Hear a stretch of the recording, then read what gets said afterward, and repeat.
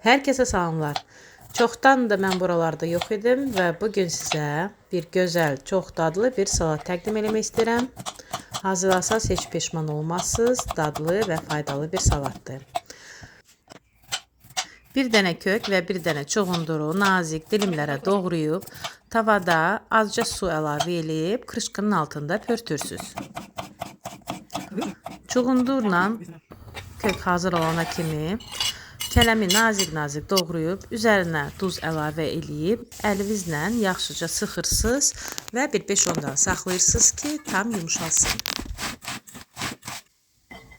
Qaynadılmış lobyanı, çuğunduru, kələmi bir qaba əlavə edib, üzərinə doğranmış yaşıl soğan və kişnişi əlavə edib, biraz da üzərinə yağ əlavə edirsiniz və yaxşıca qarışdırırsınız.